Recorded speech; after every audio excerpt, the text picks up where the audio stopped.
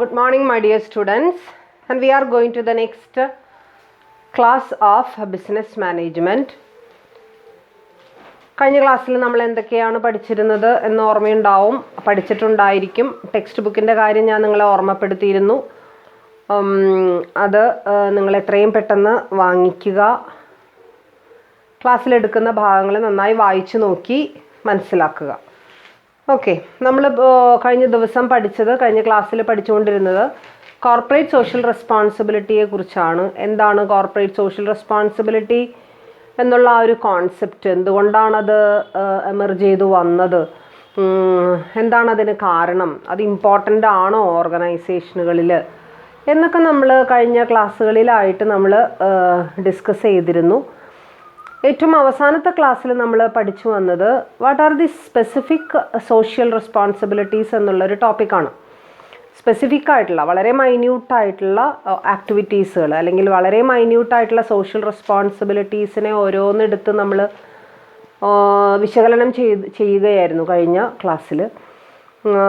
And the heading was specific social responsibilities of A business organisation. And നമ്മളവിടെ ഒരു 7 പോയിൻറ്റ്സാണ് മെയിനായിട്ട് നമ്മൾ പഠിച്ചത്. 7 റെസ്പോൺസിബിലിറ്റീസിനെ കുറിച്ചിട്ടാണ് നമ്മളവിടെ കണ്ടത്. ആ 7 റെസ്പോൺസിബിലിറ്റീസിൽ ആദ്യമായി റെസ്പോൺസിബിലിറ്റി ടുവേർഡ്സ് ഇറ്റ് സെൽഫ് എന്നുള്ള ആ ഒരു ടോപ്പിക് അല്ലെങ്കിൽ ആ ഒരു റെസ്പോൺസിബിലിറ്റിയെ കുറിച്ചിട്ടാണ് നമ്മൾ പറഞ്ഞത്.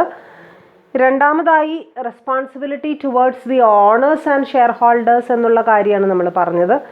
മൂന്നാമതായിട്ട് റെസ്പോൺസിബിലിറ്റി ടുവേർഡ്സ് ദി എംപ്ലോയീസ് എന്നുള്ള കാര്യമാണ് നമ്മൾ പഠിച്ചത്.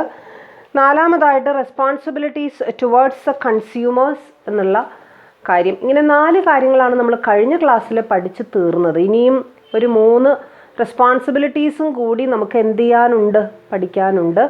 അതിനെക്കുറിച്ചാണ് ഈ ക്ലാസ്സിൽ നമ്മൾ ഡിസ്കസ് ചെയ്യുന്നത്. അതോടൊപ്പം തന്നെ growing concern for social responsibility, why there is a growing consideration or growing importance for social responsibility എന്നുള്ള ഒരു ഹെഡിങ് കൂടി നമ്മൾ ഈ ക്ലാസ്സിൽ എന്ത് ചെയ്യുന്നുണ്ട്, പഠിക്കുന്നുണ്ട്.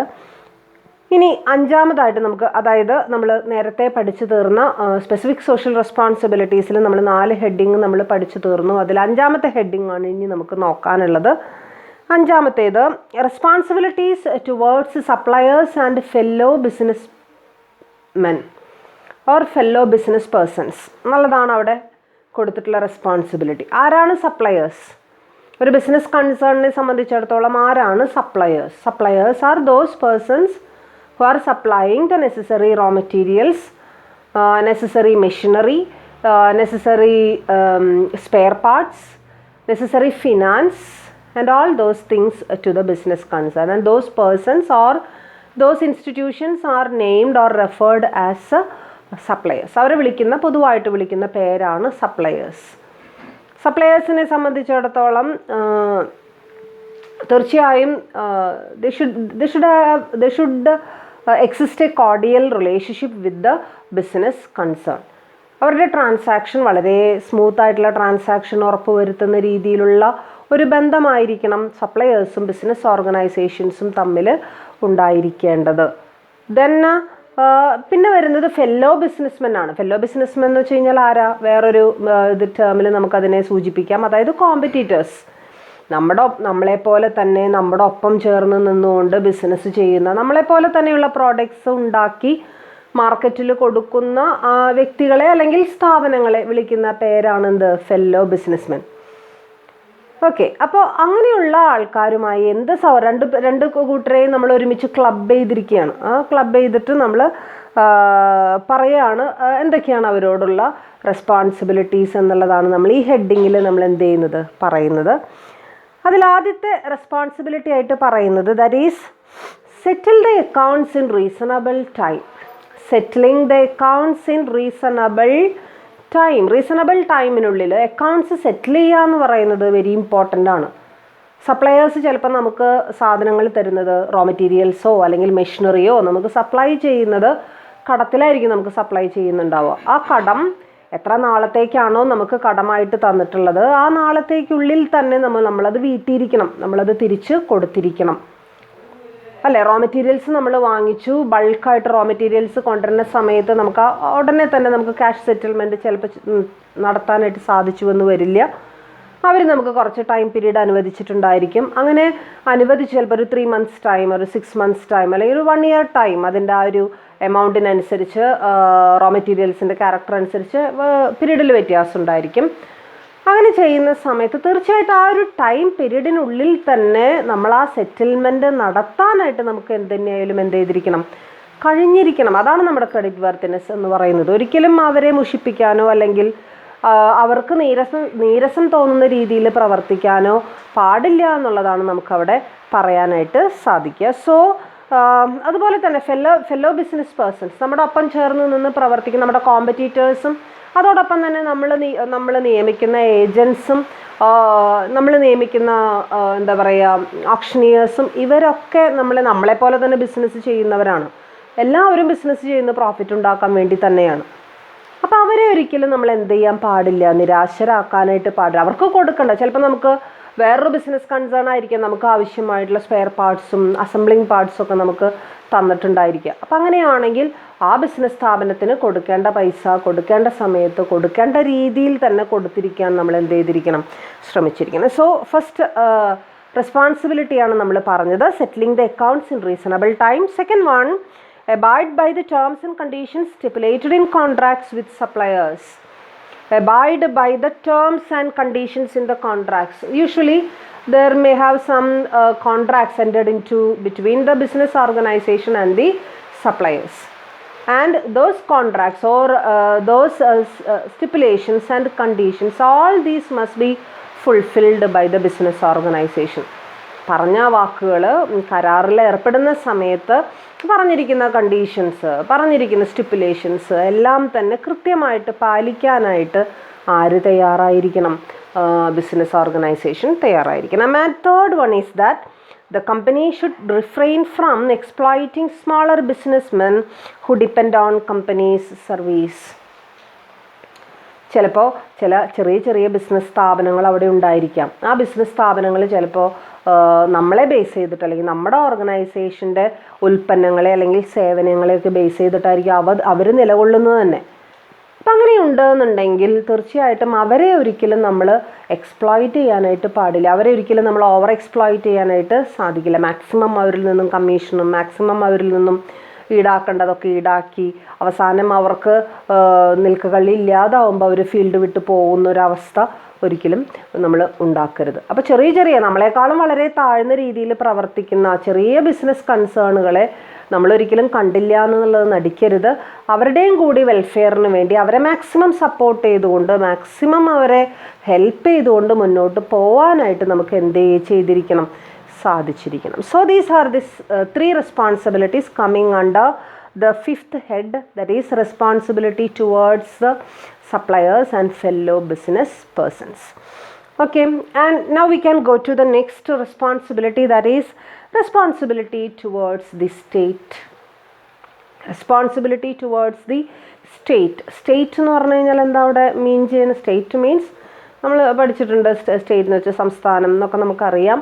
പക്ഷെ ഇവിടെ ഉദ്ദേശിക്കുന്നത് സംസ്ഥാനം എന്നുള്ള ആ ഒരു ഇതല്ല നമ്മൾ ഉദ്ദേശിക്കുന്നത്. നമ്മുടെ ഗവൺമെൻറ്, നമ്മളെ സംരക്ഷിക്കുന്ന നമ്മുടെ ഗവൺമെൻറ്റിനോട് എന്ത് റെസ്പോൺസിബിലിറ്റിയാണ് നമ്മൾ എന്ത് ചെയ്യേണ്ടത്, കാണിക്കേണ്ടത് എന്നുള്ളതാണ് നമ്മളിവിടെ ഒരു 3-4 റെസ്പോൺസിബിലിറ്റീസ് ഇവിടെ എന്ത് ചെയ്തിട്ടുണ്ട്, കൊടുത്തിട്ടുണ്ട് അല്ലേ. അവർക്ക് വേണ്ട, അവർക്ക് കൊടുക്കാനായിട്ട് അവരാവശ്യപ്പെടുന്ന ഡോക്യുമെൻറ്റ്സ്, ഇൻഫർമേഷൻസ്, അതുപോലെ തന്നെ ടാക്സ്, ഇതിൻ്റെയൊക്കെ റെമിറ്റൻസ് ആണ് ഇവിടെ റെസ്പോൺസിബിലിറ്റീസ് ആയിട്ട് എന്ത് ചെയ്യുന്നത് വരുന്നത്. നമുക്ക് ഓരോന്ന് 1 by 1 ആയിട്ട് നോക്കാം. First one, the company should pay taxes in time. കമ്പനിയെ സംബന്ധിച്ചിടത്തോളം they have to pay different types of taxes to the government, and all these taxes should be paid in time without any deficiencies, without any അവോയ്ഡൻസുകളില്ലാതെ, deficiencies ഇല്ലാതെ നല്ല രീതിയിൽ എന്ത് നമ്മൾ കൊടുത്തിട്ടുണ്ടായിരിക്കണം, tax നമ്മൾ കൊടുത്തിട്ടുണ്ടായിരിക്കണം. ആർക്കാണ് കൊടുക്കുന്ന ടാക്സ്? ഗവൺമെൻറ്റിന് നമ്മൾ ടാക്സ് കൊടുത്തിട്ടുണ്ടായിരിക്കും. Second one, the company should cooperate with the government in the implementation of economic, social and welfare policies. It is a government who is responsible for the implementation of all these things, അല്ലേ? Social welfare, economic welfare, political welfare, ഇതെല്ലാം ആരുടെ കൺട്രോളിലാണ്, ആരുടെ നേതൃത്വത്തിലാണ് നടത്തപ്പെടുന്നത്? ഗവൺമെൻറ്റിൻ്റെ നേതൃത്വത്തിലാണ് നടത്തപ്പെടുന്നത്. അപ്പം അങ്ങനെ നടത്തപ്പെടുന്ന സമയത്ത് അതിൽ പങ്കാളികളാകാൻ ആര് ശ്രമിക്കണം എന്നുള്ളതാണ്. ബിസിനസ് ഓർഗനൈസേഷൻസ് ശ്രമിക്കണം. അതിനുവേണ്ടി ചെയ്യാവുന്നതെല്ലാം തന്നെ ചെയ്യാനായിട്ട് ഗവൺമെൻറ്റിൻ്റെ ആഹ്വാനപ്രകാരം, ഗവൺമെൻറ്റിൻ്റെ നിർദ്ദേശപ്രകാരം എന്തൊക്കെയാണോ ചെയ്യുന്നത്. ഇപ്പോൾ നമുക്കറിയാം ഗവൺമെൻറ് ഒഫീഷ്യൽസിൻ്റെ കയ്യിൽ നിന്നും ഈ ഒരു സീസണിൽ, ഈ ഒരു പാൻഡമിക് സിറ്റുവേഷനിൽ അവരുടെ സാലറിയുടെ ഒരു ഭാഗം ആര് ചോദിച്ചു വാങ്ങിച്ചിട്ടുണ്ട്? സ്റ്റേറ്റ് ഗവൺമെൻറ് പിടിച്ചിട്ടാണ്, അത് കഴിച്ചിട്ടാണ് ബാക്കി എമൗണ്ടാണ് സാലറി ആയിട്ട് ഡിസ്ട്രിബ്യൂട്ട് ചെയ്യുന്നത്. അതിലെല്ലാവരും തന്നെ എന്ത് ചെയ്യുന്നു? പങ്കാളികളാകുന്നു. എന്തുകൊണ്ട് പങ്കാളികളാകുന്നു? കുറേ പേര് ഇഷ്ടത്തോടു കൂടിയും വളരെ കുറച്ച് പേര് ഇഷ്ടമില്ലാതെയും അതിൽ പാർട്ടിസിപ്പേറ്റ് ചെയ്യുന്നു. എന്താണ് ഉദ്ദേശം? നമ്മുടെ ഈ ഒരു പാൻഡമിക് സിറ്റുവേഷനിൽ നിന്നും കരകയറാനായിട്ട് ആരെ സഹായിക്കുക എന്നുള്ളതാണ്, ഗവൺമെൻറ്റിനെ സഹായിക്കുക എന്നുള്ളതാണ് നമ്മുടെ ഉദ്ദേശം. മനസ്സിലായി? അപ്പോൾ തീർച്ചയായിട്ടും അങ്ങനെയുള്ള ചില പൊതുവായിട്ടുള്ള പ്രവർത്തനങ്ങളിൽ ഗവൺമെൻറ്റിൻ്റെ ഒപ്പം നിന്നുകൊണ്ട് ഗവൺമെൻറ്റിന് വേണ്ടി പ്രവർത്തിക്കേണ്ട ആൾക്കാരാണ് ആര്? ബിസിനസ് കൺസേൺസ് അല്ലെങ്കിൽ ബിസിനസ് പേഴ്സൺസ് എന്ന് പറയുന്ന ആൾക്കാർ. And next one is that readily supply to the various government departments whatever information is required by the department or by the government agencies. ഗവൺമെൻറ്റോ ഗവൺമെൻറ് ഏജൻസികളോ ഗവൺമെൻറ് ഡിപ്പാർട്ട്മെൻറ്റുകളോ ചോദിക്കുന്ന ചോദിക്കുന്ന ഇൻഫർമേഷൻസ്, ചോദിക്കുന്ന വിവരങ്ങൾ കൃത്യം സമയത്ത് കൃത്യമായിട്ടുള്ള രീതിയിൽ കൃത്യം വിവരങ്ങൾ ഡിസ്ട്രിബ്യൂട്ട് ചെയ്യുക, കൃത്യം വിവരങ്ങൾ കൊടുക്കുക എന്നുള്ളത്, അത് കൊടുക്കേണ്ട രീതിയിൽ തന്നെ കൊടുക്കുക എന്നുള്ളത് വളരെ ഇമ്പോർട്ടൻ്റ് ആയിട്ടുള്ള ഒരു കാര്യമാണ്. So that's the next one. And last one, fourth one is that companies should bear in mind that giving bribes to and accepting bribes by government service is punishable. Hence, refrain from all sorts of bribery in whatever form. It's an important social responsibility of a business concern, and how far it is practical. അതാണ് നമ്മൾ ചിന്തിക്കേണ്ട ഒരു വിഷയം. എത്രത്തോളം അത് practically നടക്കുന്നുണ്ട്? പുസ്തകത്തിൽ എഴുതി വെക്കുക, അത് അപ്പാടെ വായിക്കുക, പഠിക്കുക എന്നുള്ളതിനേക്കാൾ ഉപരി എത്രത്തോളം അത് പ്രാക്ടിക്കലി നടക്കുന്നുണ്ട് എന്നുള്ളത് കൂടി നിങ്ങൾ കുട്ടികൾ ചിന്തിക്കേണ്ട ഒരു വസ്തുതയാണ്. ഒരു ബിസിനസ് പേഴ്സണെ സംബന്ധിച്ചിടത്തോളം ഇവിടെ പറയുന്നു, ഏറ്റവും വലിയൊരു സോഷ്യൽ റെസ്പോൺസിബിലിറ്റി ആണ് എന്ത്? കൈക്കൂലി കൊടുക്കാതിരിക്കുകയും കൈക്കൂലി വാങ്ങിക്കാതിരിക്കുകയും. എസ്പെഷ്യലി ടു കൊടുക്കുന്നത് ആർക്കാ? നമ്മൾ ഗവൺമെൻറ് ഒഫീഷ്യൽസിന് കൈക്കൂലി കൊടുക്കുകയോ അല്ലെങ്കിൽ അവരിൽ നിന്ന് കൈക്കൂലി വാങ്ങിക്കുകയോ ഒരിക്കലും നമ്മൾ എന്ത് ചെയ്യാൻ പാടില്ല എന്നാണ് പറയണത്? ചെയ്യാൻ പാടില്ല എന്ന് പറയുന്നു. അതാണ് നേരത്തെ ഞാൻ പറഞ്ഞത്, അത് എത്രത്തോളം പ്രാക്ടിക്കലാണ്. So these are the important social responsibilities towards the state or towards the ഗവൺമെൻറ്റിനോട് നമുക്ക് ചെയ്യാൻ പറ്റുന്ന ബിസിനസ് കൺസേണുകൾക്ക് ചെയ്യാൻ സാധിക്കുന്ന സോഷ്യൽ റെസ്പോൺസിബിലിറ്റീസിനെ കുറിച്ചിട്ടാണ് നമ്മളിവിടെ പറയുന്നത്. ആൻഡ് നെക്സ്റ്റ് വൺ, ഇനി നമ്മൾ പല കാര്യങ്ങൾ ഈ 6 ഹെഡിങ്ങുകളിലായിട്ട് നമ്മൾ പല ഡിപ്പാർട്ട്മെൻറ്റുകളെ കുറിച്ച് അല്ലെങ്കിൽ പല എലമെൻസിനെ കുറിച്ച് നമ്മൾ കണ്ടു. കൺസ്യൂമറെ കുറിച്ച് കണ്ടു, എംപ്ലോയീസിനെ കുറിച്ച് കണ്ടു, അതോടൊപ്പം തന്നെ സപ്ലയേഴ്സിനെ കുറിച്ച് കണ്ടു, ഫെല്ലോ ബിസിനസ് പേഴ്സൺസിനെ കുറിച്ച് കണ്ടു, ഗവൺമെൻറ്റിനെ കുറിച്ച് നമ്മൾ എന്ത് ചെയ്തു? കണ്ടു. ഇനി നമ്മളിതിനെല്ലാത്തിനെയും കൂടി ക്രോഡീകരിച്ച് അവസാനത്തെ 6ാമത്തെ പോയിന്റിലാണ് നമ്മുടെ കോർപ്പറേറ്റ് സോഷ്യൽ റെസ്പോൺസിബിലിറ്റിയുടെ മുഴുവൻ കണ്ടൻറ്റും എന്ത് ചെയ്യപ്പെടുന്നത്? ഉൾക്കൊണ്ടിട്ടുള്ളത് എന്നാണ് നമുക്ക് പറയാനായിട്ട് സാധിക്കുക. അതിൽ 7ാമത്തെ, that is responsibility towards the society. എന്തൊക്കെ റെസ്പോൺസിബിലിറ്റീസ് ആണ് നമുക്കുള്ളത് എന്ന് നമുക്ക് പതുക്കെ നോക്കാം. അതിൽ ആദ്യത്തെ responsibility, the company should economise in the utilisation of scarce resources available. All the resources are in some way or in another way they are scarce. Scarce means daurlabhyam and limited supply, that is scarce. അല്ല, എല്ലാ വിഭവങ്ങളും, ഏത് തരം വിഭവം നമ്മൾ എടുത്തു നോക്കി, ഏറ്റവും പ്രധാനപ്പെട്ട ഒരു വിഭവമാണ് അല്ലെങ്കിൽ ഒരു റിസോഴ്സാണ് മണി എന്ന് പറയുന്ന റിസോഴ്സ്. ഒരു ബിസിനസ് സ്ഥാപനം നടത്താൻ ഏറ്റവും ആവശ്യമായിട്ടുള്ള, അതേസമയം അധികം ലഭ്യമല്ലാത്ത ഒരു പ്രധാനപ്പെട്ട റിസോഴ്സാണ് ഏത്? പൈസ. ഈ പൈസ ആവശ്യത്തിന് ലഭ്യമല്ല എന്നുള്ളത് നമുക്കറിയാം. അതേസമയം ലഭ്യമല്ലാത്ത പൈസ എന്ന് പറയുന്ന ആ ഒരു റിസോഴ്സിനെ മാക്സിമം നല്ല രീതിയിൽ യൂട്ടിലൈസ് ചെയ്യേണ്ടത് ആരുടെ ഉത്തരവാദിത്തമാണ്? ബിസിനസ് ഓർഗനൈസേഷൻ്റെ ഉത്തരവാദിത്തം. പൈസ മാത്രമല്ല ലിമിറ്റഡ് ആയിട്ടുള്ള ഫാക്ടേഴ്സ്, എഫിഷ്യൻ്റ് എംപ്ലോയീസ് അല്ലേ, വളരെ സ്ട്രോങ് ആയിട്ടുള്ള, വളരെ ക്വാളിഫൈഡ് ആയിട്ടുള്ള, എഫിഷ്യൻ്റ് ആയിട്ടുള്ള എംപ്ലോയീസിൻ്റെ ലഭ്യത എന്ന് പറയുന്നത് it is very scarce. Skilled employees are scarce. So they have to be. അഥവാ നമുക്ക് അങ്ങനെയുള്ള എംപ്ലോയീസിനെ കിട്ടുന്നുണ്ടെങ്കിൽ അവരെ മാക്സിമം എക്സ്റ്റെൻറ്റിൽ യൂസ് ചെയ്യാനായിട്ട് നമ്മൾ എന്ത് ചെയ്യണം? പഠിക്കണം, നമ്മളതിന് തയ്യാറാകണം അല്ലേ. വൺസ് ഒരാൾ നമ്മൾ അപ്പോയിൻറ്റ് ചെയ്തു, അയാൾ പൈസ കൂടുതൽ ചോദിച്ചു, അല്ലെങ്കിൽ അയാൾ വേറെന്തോ അയാളുടെ സ്വഭാവം നമുക്ക് ഇഷ്ടമായില്ല, സോ പിറ്റേ ദിവസം തന്നെ അയാളെ പറഞ്ഞു വിടാം എന്നുള്ളൊരു മനോഭാവം നമ്മൾ ഒരിക്കലും കൊണ്ട് നടക്കാൻ പാടില്ല. Maximum they should be maintained. Maximum the employees should be, especially the skilled employees should be maintained in the organization. For that purpose we have to do and we have to implement lot of schemes, lot of incentives, lot of salary or remuneration systems in the organization to motivate and to innovate our employees. So these നമ്മളിപ്പോൾ പറഞ്ഞു വരുന്നത് എംപ്ലോയീസിനെ motivate ചെയ്യണം, അല്ലെങ്കിൽ ഇത് എന്താ പറയുക, പൈസ നന്നായിട്ട് യൂസ് ചെയ്യണം എന്നുള്ളത് മാത്രമല്ല, നമുക്ക് എന്തൊക്കെയാണോ നമുക്ക് അവൈലബിൾ ആയിട്ടുള്ള റിസോഴ്സുകൾ, ആ റിസോഴ്സുകളെയൊക്കെ മാക്സിമം ഓർ ഫുള്ളർ എക്സ്റ്റെൻറ്റിൽ അതിൻ്റെ ഒപ്റ്റിമം യൂട്ടിലൈസേഷൻ നടത്താൻ നമുക്ക് സാധിച്ചാൽ നമ്മൾക്ക് എന്തായി, ഒരുവിധം നമ്മുടെ പ്രശ്നങ്ങളൊക്കെ സോൾവ് ചെയ്യാം. And we can show A type of social responsibility എന്ന് വേണം നമുക്കവിടെ പറയാൻ. And second one, companies should generate maximum employment opportunities for the unemployed in the society. കമ്പനിയെ സംബന്ധിച്ചിടത്തോളം സൊസൈറ്റിക്ക് വേണ്ടി ചെയ്യാവുന്ന ഏറ്റവും നല്ലൊരു റെസ്പോൺസിബിലിറ്റിയാണ് എന്തെന്ന് പറയുന്നത്, maximum employment opportunities. And in our society there are so many educated persons, educated and unemployed persons, unemployed youth, and to these youngsters we should offer the maximum number of employment opportunities, though they will be happy and the society also will be happy. അല്ലേ, maximum employment opportunities കൊടുക്കാനായിട്ട് നമ്മുടെ ചുറ്റുവട്ടത്തുള്ള പഠിച്ചു നിൽക്കുന്ന അല്ലെങ്കിൽ അത്യാവശ്യം qualified ആയിട്ടുള്ള വ്യക്തികൾക്ക് അതിനുള്ളൊരു അവസരം, അവിടെ ജോലി ചെയ്യാനും അതിലൂടെ അവരുടെ കരിയർ മെച്ചപ്പെടുത്താനും ഉള്ളൊരു അവസരം കൊടുത്തു കഴിഞ്ഞാൽ തീർച്ചയായിട്ടും അവർ നമ്മുടെ ഓർഗനൈസേഷനെ സ്നേഹിക്കും, അവരുടെ ഫാമിലീസ് നമ്മുടെ ഓർഗനൈസേഷനെ സ്നേഹിക്കും. മനസ്സിലായോ? എല്ലാവരെയും ഇമ്പോർട്ട് ചെയ്യാതെ, ഇപ്പോൾ highly sophisticated technology, so every employee should be imported.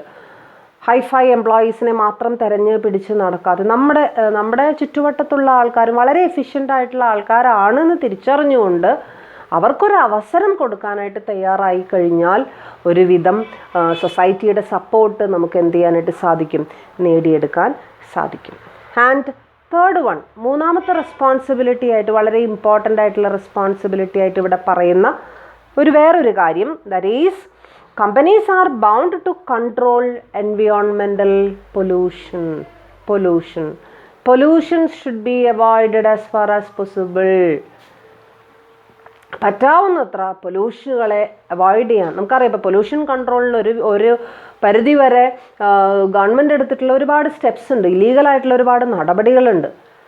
ഏത് തരം പൊല്യൂഷനുകൾ, സൗണ്ട് പൊല്യൂഷൻ ആയിരിക്കാം, വാട്ടർ പൊല്യൂഷൻ ആയിരിക്കാം, എയർ പൊല്യൂഷൻ ആയിരിക്കാം, any type of pollutions are controlled. Pollution control board അവിടെ ഉണ്ട്, അവരുടെ നേതൃത്വത്തിൽ അതൊക്കെ ചെക്ക് ചെയ്തതിന് ശേഷം മാത്രമേ, വെരിഫൈ ചെയ്തതിന് ശേഷം മാത്രമേ, സാങ്ഷൻ ചെയ്തതിന് ശേഷം മാത്രമേ നമുക്ക് ബിസിനസ് ഓർഗനൈസേഷൻസ് നമുക്ക് എന്ത് ചെയ്യാൻ പറ്റുള്ളൂ, സ്റ്റാർട്ട് ചെയ്യാൻ തന്നെ പറ്റുള്ളൂ. Even then there may be some kind of pollution problems in the society, and from the part of the management of the company, from the part of the management of the business organization, they should take it seriously, how they can control pollutions, how the employees, how the surrounding persons can be kept healthy and hygiene. എന്തെങ്കിലും water റിസോഴ്സുകളോ അല്ലെങ്കിൽ വേറെ ഏതെങ്കിലും തരത്തിലുള്ള, പ്രത്യേകിച്ച് ഇപ്പോൾ അടുത്തൊരു കുളമുണ്ട്, അല്ലെങ്കിൽ അടുത്തൊരു കിണറുണ്ട്, അല്ലെങ്കിൽ എന്താ പറയുക, അങ്ങനെയുള്ള റിസോഴ്സുകളൊക്കെ ഉണ്ടെന്നുണ്ടെങ്കിൽ ആവുന്നതും അതിനെയൊന്നും മലിനപ്പെടുത്താതിരിക്കുക എന്നുള്ളത് മാത്രമല്ല, നല്ല രീതിയിൽ അതിനെ എത്രത്തോളം ഹൈജീനിക്കായിട്ട് നമുക്ക് സൂക്ഷിക്കാനായിട്ട് സാധിക്കും അതിനുള്ള സ്റ്റെപ്സ് അടക്കം നമ്മൾ എടുത്തുകൊണ്ട് സൊസൈറ്റിയോട് കാണിക്കേണ്ട റെസ്പോൺസിബിലിറ്റീസ് നമ്മൾ എന്ത് ചെയ്യണം എന്നുള്ളതാണ് കാണിക്കണം എന്നുള്ളത്. And next one, companies should play their role in reducing urban congestion by providing housing facilities for the staff in the suburbs. Urban congestion means അതായത് നഗരങ്ങളിൽ തിങ്ങിപ്പാർക്കുന്ന ഒരു അവസ്ഥ അല്ല. മിക്കവാറും ബിസിനസ് ഓർഗനൈസേഷൻ്റെ ലൊക്കേഷൻസ് എന്ന് പറയുന്നത് അർബൺ ഏരിയാസ് ആയിരിക്കും. And nobody will be ready to locate their business concern in a backward area, in a village area or at underdeveloped area etcetera. അപ്പോൾ മിക്കവാറും അതിൻ്റെ ലൊക്കേഷൻ എന്ന് പറയുന്നത് തീർച്ചയായിട്ടും എവിടെയായിരിക്കും? നല്ല നഗരങ്ങളിലോ ഒരു സെമി അർബൻ ഏരിയയിലൊക്കെ ആയിരിക്കും. അപ്പോൾ അങ്ങനെ വരുമ്പോൾ അവിടെയുള്ള എംപ്ലോയീസിനെ സംബന്ധിച്ചിടത്തോളം അവർക്കൊരു ഫാർ അവേ പ്ലേസിൽ പോയിട്ട് താമസിക്കാനായിട്ട് സാധിക്കില്ല. അപ്പോൾ എന്ത് ചെയ്യണം? അവർക്ക് താമസിക്കാനുള്ള സൗകര്യവും നമ്മൾ എന്ത് ചെയ്യണം? ഒരുക്കി കൊടുക്കണം. ഇത് രണ്ടും കൂടി ഒരുമിച്ചാകുമ്പോൾ എന്താ സംഭവിക്കാന്ന് വെച്ചാൽ ഇതുപോലെ ഒരു ബിസിനസ് ഓർഗനൈസേഷനോ രണ്ട് ബിസിനസ് ഓർഗനൈസേഷനോ അല്ല അവിടെ ഉണ്ടാവുന്നത്. ഒരുപാട് ബിസിനസ് ഓർഗനൈസേഷൻസ് അവിടെ ലൊക്കേറ്റ് ചെയ്യപ്പെടുകയും തീർച്ചയായിട്ടും ഒരുപാട് ആൾക്കാർ തിങ്ങി പാർക്കുന്നൊരു സ്ഥിതിവിശേഷം അവിടെ വരികയും ചെയ്യുന്നു. അത് വേറെ പല പ്രശ്നങ്ങൾക്കും അതെന്ത് ചെയ്യുന്നു? കാരണമാകുന്നു. അപ്പം അങ്ങനെ വരുമ്പോൾ ഫ്രീ ആയിട്ടും കുറച്ചും കൂടി സെമി അർബൻ ഏരിയാസിലേക്ക് കോൺസെൻട്രേറ്റ് ചെയ്തുകൊണ്ട് അവർക്ക് എങ്ങനെ ഫ്രീ ആയിട്ടുള്ള ട്രാവലിംഗ്, ഫ്രീ ആയിട്ടുള്ള അക്കോമഡേഷൻ എങ്ങനെയാണ് കുറച്ചും കൂടി ഫാർ അവേ പ്ലേസിൽ അല്ലെങ്കിൽ ഒരു സെമി അർബൻ പ്ലേസിൽ അവർക്ക് കൊടുക്കാനായിട്ട് സാധിക്കുക. അങ്ങനെ കൊടുക്കുന്ന സമയത്ത് ട്രാവലിങ്ങിന് അത്യാവശ്യം സമയമെടുക്കും. ആ സമയവും അതോടൊപ്പം തന്നെ അതിൻ്റെ കോസ്റ്റും ഇതൊക്കെ കണക്കാക്കി എങ്ങനെയാണ് അവർക്ക് മാക്സിമം റീഇംബേഴ്സ്മെൻറ്റ് കൊടുക്കാനായിട്ട് സാധിക്കുക എന്നുള്ളതും കൂടി നമ്മൾ എന്ത് ചെയ്യേണ്ടതാണ്? വിലയിരുത്തേണ്ടതാണ്. And next one is, though company's main goal is profit making, it should as far as possible undertake rural development programs. And what is rural development programs? Rural development programs വെച്ച് കഴിഞ്ഞാൽ റൂറൽ ഏരിയാസിനെ ഡെവലപ്പ് ചെയ്യാൻ വേണ്ടിയിട്ടുള്ള programmes അല്ലേ. Rural ഏരിയാസിലുള്ള സ്കൂൾസിലുള്ള കുട്ടികളുടെ free ആയിട്ടുള്ള വിദ്യാഭ്യാസം. And we can start scholarship programs for the poor students in the schools of village areas.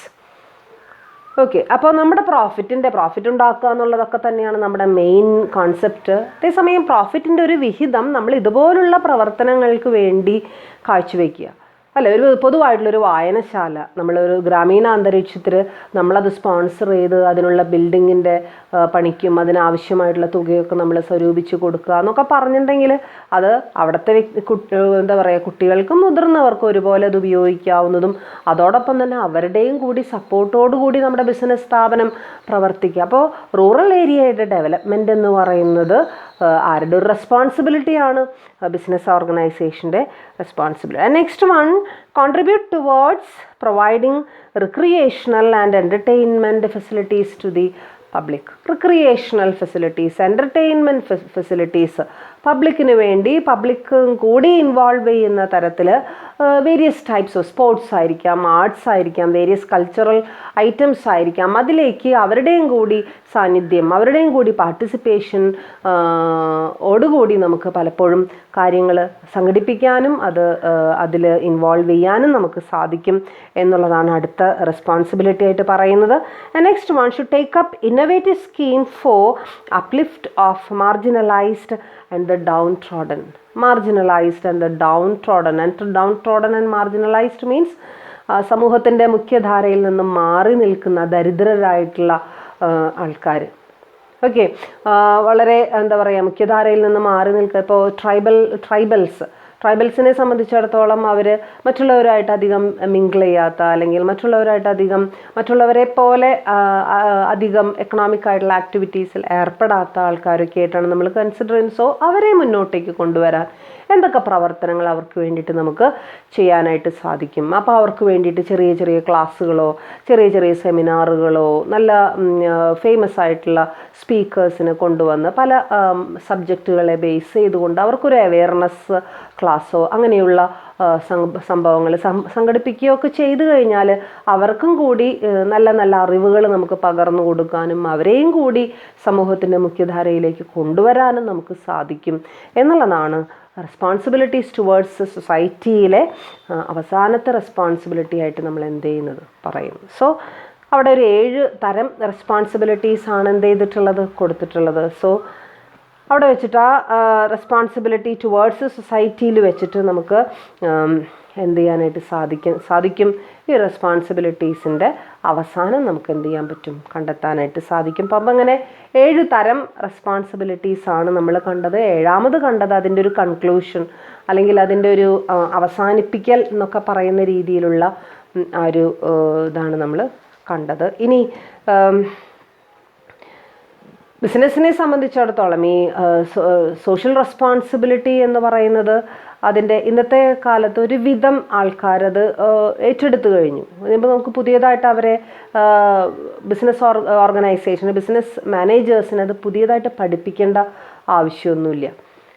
എന്താ പറയുക, ഒരു കട്ട്രോട്ട് നയങ്ങൾ ഇല്ലാതാക്കുക അല്ലെങ്കിൽ വളരെ എന്താ പറയുക കോമ്പറ്റിറ്റീവായിട്ടുള്ള ഒട്ടും ഹെൽത്തി അല്ലാത്ത കോമ്പറ്റീഷനിലൂടെ മുന്നേറിക്കൊണ്ടിരിക്കുന്ന ഒരു ബിസിനസ് തലമുറയെ അവസാനിപ്പിക്കുക, കുറച്ചും കൂടി എക്കണോമിക് ഡെവലപ്മെൻറ്റിന് സാധ്യമാകുന്ന രീതിയിലുള്ള നല്ല ഒരു തലമുറയെ വാർത്തെടുക്കാനായിട്ട് സാധിക്കുക എന്നുള്ളതൊക്കെയാണ് ഈ സോഷ്യൽ റെസ്പോൺസിബിലിറ്റീസിലൂടെ നമുക്ക് എന്ത് ചെയ്യാനായിട്ട് സാധിക്കുക, കാണാനായിട്ട് സാധിക്കുക. Next we can see the growing concern for social responsibility. Growing concern. Why there is a growing importance? പണ്ടത്തേതിനേക്കാളും പണ്ട് നമ്മൾ ആൾക്കാരെ പറഞ്ഞ് മനസ്സിലാക്കി കൊടുക്കേണ്ടിയിരുന്നു, ഇതാണ് ഇങ്ങനൊരു സംഭവമുണ്ട്, സോഷ്യൽ റെസ്പോൺസിബിലിറ്റി എന്ന് പറയുന്നൊരു കോൺസെപ്റ്റ് ഉണ്ട്, ബിസിനസ് സ്ഥാപനങ്ങളെല്ലാം തന്നെ ഇത് പാലിക്കേണ്ടതാണ്, അത് എന്താ പറയുക അത് ഇംപ്ലിമെൻ്റ് ചെയ്യേണ്ടത് വളരെ അത്യാവശ്യം, അങ്ങനെയുള്ള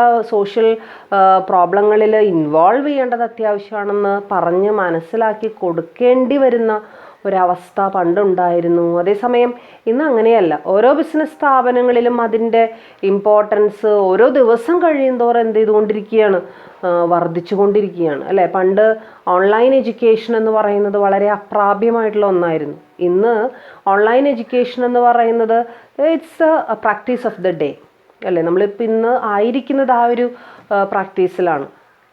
ഇനി ഇതിൽ നിന്നും എങ്ങനെയാണ് തിരിച്ചു നടക്കേണ്ടത് അല്ലെങ്കിൽ തിരിഞ്ഞു പോകേണ്ടത് എന്നുള്ളതാണ് പലപ്പോഴും നമുക്ക് വലിയൊരു വെല്ലുവിളിയായി തീരാനായിട്ട് സാധ്യതയുള്ളത്. അതുപോലെ തന്നെയാണ് സോഷ്യൽ റെസ്പോൺസിബിലിറ്റി എന്നുള്ളത് പണ്ടത്തെ ആൾക്കാരെ പണ്ടത്തെ ബിസിനസ് പേഴ്സൺസിന് അത് മനസ്സിലാക്കി കൊടുക്കേണ്ടത് ആവശ്യമായിരുന്നു. പക്ഷെ ഇന്ന് അത് അവർ എസ്റ്റാബ്ലിഷ്ഡ് ആയി കഴിഞ്ഞു, അതവർ മനസ്സിലാക്കി കഴിഞ്ഞു. ഇനി അതിൽ നിന്നും തിരിച്ചു പോകേണ്ട ഒരു ആവശ്യകത ഇല്ല എന്ന് തോന്നുന്നു. ദെൻ എന്തൊക്കെ കാരണങ്ങൾ കൊണ്ടാണ് ആ ഒരു ഗ്രോയിങ് ഇമ്പോർട്ടൻസ് കിട്ടാനായിട്ടുള്ളൊരു സാധ്യത വന്നത് എന്നുള്ളതാണ് ഈ ഒരു ടോപ്പിക്കിൽ നമ്മൾ എന്ത് ചെയ്യുന്നത്, പഠിക്കുന്നത്. അതിൽ ഒന്നാമത്തെ കാരണം എന്ന് പറയുന്നത് ഒരു moral consciousness. And what you mean by consciousness എന്ന് വെച്ച് കഴിഞ്ഞാൽ ബോധവാന്മാരാകുക, ബോധവതികളാവുക. ഇന്നത്തെ ബിസിനസ്സുകാരെല്ലാം തന്നെ ഈ ഒരു മൊറാലിറ്റിയെക്കുറിച്ച്, എത്തിക്സിനെ കുറിച്ച് അല്ലെങ്കിൽ എന്താ പറയുക സോഷ്യൽ റെസ്പോൺസിബിലിറ്റിയെക്കുറിച്ചൊക്കെ ബോധവാന്മാരാണ്. They are conscious. പണ്ടത്തെ വളരെ മുരടന്മാരായിട്ടുള്ള വളരെ യാഥാസ്ഥിതികരായിട്ടുള്ള ബിസിനസ്സുകാരിൽ നിന്നും വ്യത്യസ്തരാണ് ഇന്നത്തെ ബിസിനസ്സുകാർ. അവർക്കറിയാം എന്താണ് ചെയ്യേണ്ടത് എന്നുള്ളത്. ആൻഡ് ഏത് ഭാഗത്തു നിന്ന് കൺസ്യൂമേഴ്സിനെ സംബന്ധിച്ചിടത്തോളം അല്ലെങ്കിൽ കൺസ്യൂമേഴ്സിൻ്റെ ഭാഗത്തു നിന്ന് കിട്ടേണ്ട ഇൻഫർമേഷൻസ് കിട്ടേണ്ട സമയത്ത് കിട്ടുകയും അതവർ യഥാർത്ഥമായിട്ടുള്ള രീതിയിൽ വേണ്ട രീതിയിൽ അതിനെ പ്രോസസ്സ് ചെയ്യുകയും അതിനനുസരിച്ച് ഉള്ള അതിൽ നിന്ന് കിട്ടുന്ന റിസൾട്ടുകളെ മാക്സിമം നല്ല രീതിയിൽ അത് എന്താ പറയുക യൂട്ടിലൈസ് ചെയ്യാനും അവർക്ക് സാധിക്കുന്നുണ്ട് എന്നുള്ളതാണ് അവിടെ പറയാനായിട്ട് സാധിക്കുന്ന ആ ഒരു moral consciousness. From various sources they are getting various informations relating to this moral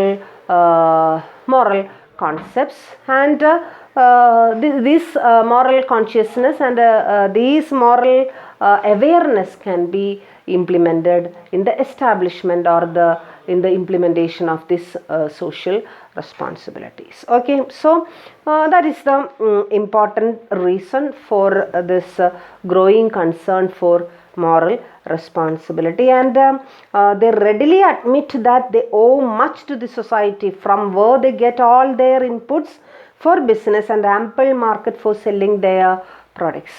അവർക്കറിയാം, they readily admit എന്ന് പറഞ്ഞു കഴിഞ്ഞാൽ ഇന്നത്തെ എല്ലാ ബിസിനസ്സുകാരും അവർ അഡ്മിറ്റ് ചെയ്യാണ്, അവർ സമ്മതിക്കുകയാണ് എന്ത്, they owe something to the society. owe something means something എന്ന് വെച്ച് കഴിഞ്ഞാൽ എന്താ അർത്ഥം, സൊസൈറ്റിയോട് അവർ ബാധ്യസ്ഥരാണ്, അവർക്ക് കടപ്പാടുണ്ട് എന്നുള്ളത് അവർ എന്ത് ചെയ്യുന്നു, അവർ സമ്മതിച്ചു തരികയാണ്. ആൻഡ് സമ്മതിക്കുക മാത്രമല്ല, they are taking the necessary steps to give the adequate products and adequate services at reasonable prices to the society. So that is the first reason, that is moral consciousness. And the second one is consumer awareness. ബിസിനസ്സുകാർ conscious ആയതോടൊപ്പം തന്നെ അതിൻ്റെ ഏറ്റവും അപ്പുറത്തെ എൻഡിൽ work ചെയ്യുന്ന അല്ലെങ്കിൽ അപ്പുറത്തെ എൻഡിലുള്ള മറ്റൊരു കൂട്ടരുണ്ട്. അതാരത്, കൺസ്യൂമേഴ്സ്. പ്രൊഡ്യൂസേഴ്സ് ഇപ്പുറത്താണെങ്കിൽ അപ്പുറത്താരാ, കൺസ്യൂമേഴ്സാണ്. ആൻഡ് കൺസ്യൂമേഴ്സിനെ സംബന്ധിച്ചിടത്തോളം they are also aware about the social responsibilities of the business concern. And if the business concerns are not ready to do all these socially responsible activities or all those ethical activities, they will not permit it, and they will go against the business concern. Okay, and there are so many acts and there are so many legal procedures taken up by the government, both by the central and state government, for the consumer education and for protecting the rights of the consumers. And rules and regulations implemented from time to time ensure consumer protection almost in all countries. And businessmen know very well that if they do not abide by principles of social responsibility, they run the risk of inviting imposition of consumer protection laws. ബിസിനസ്സുകാർക്ക് ഇന്ന് അറിയാം, ഇന്ന് അവർ socially responsible ആയിട്ടുള്ള കാര്യങ്ങൾ ചെയ്തില്ല എന്നുണ്ടെങ്കിൽ എവിടെ നിന്ന് punishment കിട്ടും, ഗവൺമെൻറ്റിൻ്റെ അടുത്ത് നിന്ന് പണിഷ്മെൻറ്റ് കിട്ടും. ഇപ്പോൾ എന്തിനാണ് വേറെ നമുക്ക് മിണ്ടാതിരുന്നൂടെ, നമ്മൾ ഈ എന്താ പറയുക, ആവശ്യമില്ലാത്ത കാര്യങ്ങളെടുത്ത് തലയിൽ വെക്കേണ്ട കാര്യമില്ല. അപ്പം അതുകൊണ്ട് എന്ത് ചെയ്താൽ മതി, നേരെ പോ എന്നുള്ള രീതി മതി. സോഷ്യൽ റെസ്പോൺസിബിൾ ആയിട്ടുള്ള കാര്യങ്ങൾ എന്ത് ചെയ്യാനായിട്ട് അവർ ചെയ്യാനായിട്ട് തയ്യാറാണ്. സോ രണ്ടാമത്തെ റീസൺ എന്ന് പറയുന്നത് എന്ത് തന്നെയാണ്, this consumer awareness. And third one is that, അപ്പോൾ പ്രൊഡ്യൂസേഴ്സിൻ്റെ കാര്യം കഴിഞ്ഞു, കൺസ്യൂമേഴ്സിൻ്റെ കാര്യം, ഇനി അവരുടെ ഇടയിലുള്ളൊരു കൂട്ടരെ കുറിച്ചിട്ടാണ് നമ്മൾ പറയുന്നത്. And those persons are known as trade unions or labour unions. പലപ്പോഴും പല ബിസിനസ് സ്ഥാപനങ്ങളിലും, ഗവൺമെൻറ് സ്ഥാപനങ്ങളാവട്ടെ നോൺ ഗവൺമെൻറ് ഇൻസ്റ്റിറ്റ്യൂഷൻസ് ആവട്ടെ, അവിടെ വളരെ സ്ട്രോങ് ആയിട്ട് പ്രവർത്തിക്കുന്നൊരു കൂട്ടരാണ് ആര്, ലേബർ യൂണിയൻസ്. പല പൊളിറ്റിക്കൽ പാർട്ടീസിൻ്റെയും സഹായത്തോടു കൂടിയിട്ടും അവരുടെ കൂടി ഇൻഫ്ലുവൻസോടു കൂടി പ്രവർത്തിക്കുന്ന ലേബർ യൂണിയൻസ് അല്ലെങ്കിൽ ട്രേഡ് യൂണിയൻസ് ഇന്ന് കേരളത്തിൽ മാത്രമല്ല, ഇന്ത്യയിൽ മാത്രമല്ല, പല രാജ്യങ്ങളിലും എന്ത് ചെയ്യുന്നുണ്ട്, പ്രവർത്തിക്കുന്നുണ്ട്. ഈ ട്രേഡ് യൂണിയനുകളെല്ലാം തന്നെ ഉദ്ദേശിക്കുന്നത് ആരുടെ വെൽഫെയറാണ്, ലേബറേഴ്സിൻ്റെ വെൽഫെയറാണ്. അപ്പോൾ കൺസ്യൂമേഴ്സ് ശ്രദ്ധിച്ചിട്ടില്ല എന്നുണ്ടെങ്കിലും, ബിസിനസ് ഓർഗനൈസേഷൻ ശ്രദ്ധിച്ചില്ലെങ്കിലും, സോഷ്യൽ റെസ്പോൺസിബിലിറ്റിയെക്കുറിച്ച് ചിന്തിക്കാനും പ്രവർത്തിക്കാനും അവിടെ ആരുണ്ട്, ട്രേഡ് യൂണിയൻസ് ഉണ്ട്. ലേബറേഴ്സിനെതിരെ, എംപ്ലോയീസിനെതിരെ, അവരെ എക്സ്പ്ലോയിറ്റ് ചെയ്യുന്ന രീതിയിൽ, അവരെ മാക്സിമം യൂട്ടിലൈസ് ചെയ്യുന്ന രീതിയിലുള്ള പ്രവർത്തനങ്ങൾ ബിസിനസ് ഓർഗനൈസേഷനുകളുടെ ഭാഗത്തു നിന്നും ഉണ്ടായാൽ തീർച്ചയായിട്ടും അത് പുറത്തു കൊടുക്കാൻ ആര് കൂട്ടുനിൽക്കില്ല, ലേബർ യൂണിയൻസ് കൂട്ടുനിൽക്കില്ല. പലപ്പോഴും പല സമരങ്ങളും, വേണ്ടതും വേണ്ടതല്ലാത്തതുമായിട്ടുള്ള പല സമരങ്ങളും പല പ്രവർത്തനങ്ങളും ഓർഗനൈസേഷനുകൾക്കെതിരെ വന്നിട്ടുള്ളത് അല്ലെങ്കിൽ അതിനു വേണ്ടി കൊടിപിടിച്ചിട്ടുള്ളത് ആര് തന്നെയാണ്, ട്രേഡ് യൂണിയനുകളോ ലേബർ യൂണിയനുകളോ ആണ്. അപ്പോൾ തീർച്ചയായിട്ടും അവരുടെയും കൂടി സഹായമുണ്ട്, അല്ലെങ്കിൽ അവരുടെയും കൂടി ഇടപെടലുകൾ ഉള്ളതുകൊണ്ടാണ് ഈ ഒരു സോഷ്യൽ റെസ്പോൺസിബിലിറ്റി എന്ന് പറയുന്ന കാര്യം ആര് ചെയ്തുകൊണ്ടിരിക്കുന്നത്, ബിസിനസ് ഓർഗനൈസേഷൻ. അവർ സ്വയമേവ അവർക്ക് ബോധമുണ്ട്, മാത്രമല്ല കൺസ്യൂമേഴ്സിനെ സഹായിക്കാനായിട്ട് അവിടെ ഒരുപാട് ലീഗലായിട്ടുള്ള ഫ്രെയിം വർക്കുകൾ അവിടെയുണ്ട്. അതോടൊപ്പം തന്നെ ട്രേഡ് യൂണിയനുകളുടെ പ്രവർത്തനങ്ങളും അവിടെ എന്തിനു വേണ്ടി നിലകൊള്ളുന്നുണ്ട്, സോഷ്യൽ റെസ്പോൺസിബിലിറ്റിക്ക് വേണ്ടി നിലകൊള്ളുന്നുണ്ട്. ആൻഡ് നെക്സ്റ്റ് വൺ, നാലാമത്തെ റീസൺ എന്ന് പറയുന്നത് growing social concern from the part of the government. ഗവൺമെൻറ്റിൻ്റെ ഭാഗത്തുനിന്ന് ഇപ്പോൾ തീർച്ചയായിട്ടും ഒരുപാട് സോഷ്യൽ പ്രവർത്തനങ്ങൾ, സാമൂഹികമായിട്ടുള്ള ഉന്നമനത്തിന് വേണ്ടി അവർ അതിനെ എയിം ചെയ്തുകൊണ്ട് ഉള്ള ഒരുപാട് പ്രവർത്തനങ്ങൾ ഗവൺമെൻറ്റിൻ്റെ ഭാഗത്തു നിന്ന് ഉണ്ട് എന്നുള്ളതാണ്. അവർ തന്നെ പല സ്കീമുകൾ ഉണ്ടാക്കുകയും അതിനോടനുബന്ധിച്ച് ആ സ്കീമിലേക്ക് ആരുടെ പാർട്ടിസിപ്പേഷൻ, ബിസിനസ് കൺസേണുകളുടെ പാർട്ടിസിപ്പേഷൻ എന്ത് ചെയ്യുന്നു, അവർ ഉറപ്പുവരുത്തുകയും ചെയ്യുന്നു. If any management hesitates to give in to the demands of labourers, governments will rush in with legislation to implement the welfare measures including punitive action against the offenders, including punitive action. And what do you mean by punitive action? Punitive action means punishment actions. ഗവൺമെൻറ്റിൻ്റെ ഭാഗത്തുനിന്ന് കമ്പനികളോ ഓർഗനൈസേഷനുകളോ ഏതെങ്കിലും തരത്തിലുള്ള മോശമായിട്ടുള്ള പ്രവർത്തനങ്ങൾ consumer വെൽഫെയറിനോ അല്ലെങ്കിൽ employees വെൽഫെയറിനോ against ആയിട്ടുള്ള എന്തെങ്കിലും പ്രവർത്തനങ്ങൾ അവർ കാഴ്ചവെക്കുകയാണെങ്കിൽ തീർച്ചയായിട്ടും അതിനെതിരെ പ്യൂണിറ്റീവായിട്ടുള്ള പണിഷ്മെൻറ്റോട് കൂടിയിട്ടുള്ള നടപടികളിലേക്ക് ആര് പോകുമെന്നുള്ളതാണ്. അപ്പോൾ ഗവൺമെൻറ്റിൻ്റെയും കൂടി ഒരു ഇൻ്റർവെൻഷൻ, ഇപ്പോൾ ആരുടെ ഇൻ്റർവെൻഷനൊക്കെ നമ്മൾ പറഞ്ഞ് ബിസിനസ് കൺസേൺ സ്വയം, രണ്ടാമത് കൺസ്യൂമേഴ്സിൻ്റെ ഭാഗത്തുനിന്ന്, മൂന്നാമത് നമ്മൾ കണ്ടത് ആരെക്കുറിച്ചാണ്, ട്രേഡ് യൂണിയനുകളെ കുറിച്ചിട്ടാണ്, നാലാമത് ഇപ്പോൾ കണ്ടത് ആരെ കുറിച്ചിട്ടാണ്, ഗവൺമെൻറ്റിനെ കുറിച്ചിട്ടാണ്. ഇനി അഞ്ചാമത്തെ ഒരു റീസൺ എന്ന് പറയുന്നത് അല്ലെങ്കിൽ അഞ്ചാമത്തെ കാരണം എന്ന് പറയുന്നത് professional management. all the managers are now professional and they know how they have to perform a particular activity. Any type of manager, maybe marketing manager, finance manager, personal manager, production manager, any type of manager, they know how they should perform their own functions in an expert and effective and efficient manner, because all those are professionals, all those are qualified persons, and they know what type of social responsibilities have to be established, has to be implemented in the society. അവർക്കറിയാം എന്തൊക്കെ കാര്യങ്ങളാണ് implement ചെയ്യേണ്ടത്. അതങ്ങനെയാണ് അവർ പഠിച്ചു വരുന്നത് തന്നെ. ആ ഒരു സോഷ്യൽ അറ്റ്മോസ്ഫിയർ ലൂടെ അല്ലെങ്കിൽ സോഷ്യൽ കാര്യങ്ങളും കൂടി പഠിച്ചിട്ടാണ് അവരുടെ അക്കാഡമിക് സിലബസിലും ഒക്കെ അത് ഉൾപ്പെടുത്തിക്കൊണ്ടാണ് അവരെന്ത് ചെയ്യുന്നത്, പഠിച്ചിറങ്ങുന്നത് തന്നെ. അപ്പോൾ അവർക്കറിയാം എന്തൊക്കെ കാര്യങ്ങൾ അവർക്ക് ചെയ്യാനുണ്ട് എന്നുള്ളത്. their values of integrity, honesty and responsibility to all stakeholders keep them above the common aim of just maximizing profits of the firm. അവരുടെ വാല്യൂസ്, ഈ പ്രൊഫഷണൽ മാനേജേഴ്സിൻ്റെ ഉള്ളിൽ തന്നെയുള്ള ചില ഇമ്പോർട്ടൻ്റ് ആയിട്ടുള്ള values like honesty, integrity, sincerity, credit worthiness, ഇങ്ങനെയുള്ള ചില values അവരെ പ്രബുദ്ധരായിട്ടുള്ള മാനേജേഴ്സാക്കി മാറ്റുകയും സോഷ്യലി റെസ്പോൺസിബിൾ ആയിട്ടുള്ള കാര്യങ്ങൾ ചെയ്യാനായിട്ട് അവരെന്ത് ചെയ്യുകയും ചെയ്യുന്നു, പ്രേരിപ്പിക്കുകയും ചെയ്യുന്നു. And next one, the last one is that what the public expects from the business community.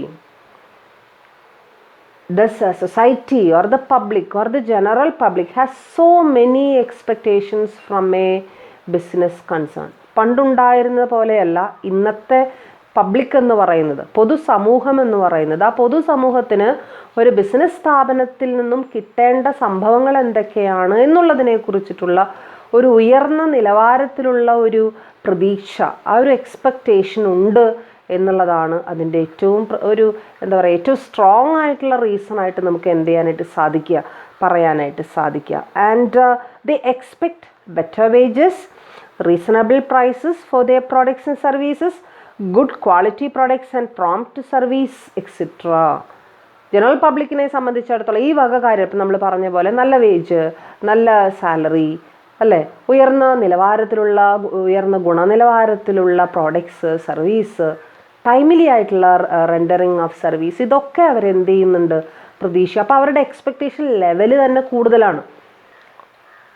നമ്മൾ പണ്ടത്തെ ആ ട്രഡീഷണൽ അറ്റ്മോസ്ഫിയറായിട്ട് കമ്പയർ ചെയ്ത് നോക്കുമ്പോൾ ഇന്നത്തെ കൺസ്യൂമേഴ്സിൻ്റെയും ഇന്നത്തെ ജനറൽ പബ്ലിക്കിൻ്റെയും, കൺസ്യൂമേഴ്സിനോ എംപ്ലോയീസിനോ എല്ലാവരെയും കൂടി ഒരു മിക്സറാക്കിയിട്ടാണ് ഈ അവസാനത്തെ പോയിന്റ് എന്ത് ചെയ്തിട്ടുള്ളത്, പറഞ്ഞിട്ടുള്ളത്. അപ്പോൾ എല്ലാവർക്കും ഏത് എലമെൻ്റ് എടുത്ത് നോക്കിയാലും, ഏത് പബ്ലിക് എലമെൻ്റ് നമ്മൾ എടുത്തു നോക്കിയാലും അവിടെ എല്ലാവർക്കും അവരുടേതായിട്ടുള്ള ഒരു എക്സ്പെക്റ്റേഷൻ ഉണ്ട്. ആ എക്സ്പെക്റ്റേഷൻ ഫുൾഫിൽ ചെയ്യാനായിട്ട് അവർ ശ്രമിക്കുന്നുണ്ട്. ഇനി അഥവാ ഏതെങ്കിലും ഒരു ബിസിനസ് കൺസേൺ അതിൽ ഫെയിൽഡ് ആവുകയാണെങ്കിൽ they will go for and they will choose another business organisation. അത് നമ്മളെ സംബന്ധിച്ചിടത്തോളം അല്ലെങ്കിൽ ഒരു പെർട്ടിക്കുലർ ബിസിനസ് ഓർഗനൈസേഷനെ സംബന്ധിച്ചിടത്തോളം അത് വലിയൊരു ബുദ്ധിമുട്ടുള്ള കാര്യമാണ് അല്ലേ. വേറെ ബിസിനസ് കൺസേണുകൾ അന്വേഷിച്ച് പോകുന്ന കൺസ്യൂമേഴ്സ്, എംപ്ലോയീസ് എന്നൊക്കെ പറഞ്ഞു കഴിഞ്ഞാൽ അത് വലിയ പ്രശ്നമാണ്. അപ്പോൾ so these are the important reason for the growing concern or for the growing importance of this corporate social responsibility. ഏതൊക്കെയാണ് നമ്മൾ കണ്ടേ? മോറൽ കോൺഷ്യസ്നെസ് കണ്ടു, ദെൻ കൺസ്യൂമർ അവെയർനെസ് കണ്ടു, then emergence of strong and militant labour unions നമ്മൾ കണ്ടു, growing social concern from the part of the government കണ്ടു, professional management കണ്ടു, and the higher expectations from A business community നമ്മൾ കണ്ടു. So these are the 6 important points. And പിന്നെ നമ്മൾ പഠിച്ചത് 2 കാര്യങ്ങൾ, 2 ടോപ്പിക്കുകളാണ് നമ്മൾ പഠിച്ചത്. അതിൽ ഒന്നാമത്തെ നമ്മൾ പഠിച്ചത് സ്പെസിഫിക് സോഷ്യൽ റെസ്പോൺസിബിലിറ്റീസ് എന്തൊക്കെയാണെന്നാണ്. കഴിഞ്ഞ ക്ലാസ്സിൽ നമ്മൾ തുടങ്ങി വെച്ചത് നമ്മൾ ഈ ക്ലാസ്സിൽ എന്ത് ചെയ്യുകയാണ് ചെയ്തത്, അവസാനിപ്പിക്കുകയാണ് ചെയ്തത്. പിന്നീടാണ് നമ്മൾ growing concern for social responsibility എന്നുള്ള പോയിന്റ് നമ്മൾ എന്ത് ചെയ്തത്, പഠിച്ചത്. 2 പോയിന്റുകളും വളരെ നല്ല രീതിയിൽ എന്ത് ചെയ്യുക, പഠിക്കുക. ബാക്കിയുള്ള ഭാഗങ്ങൾ നമുക്ക് അടുത്ത ക്ലാസ്സിൽ എന്ത് ചെയ്യാം, കാണാം. Okay, see you in the next class. Thank U.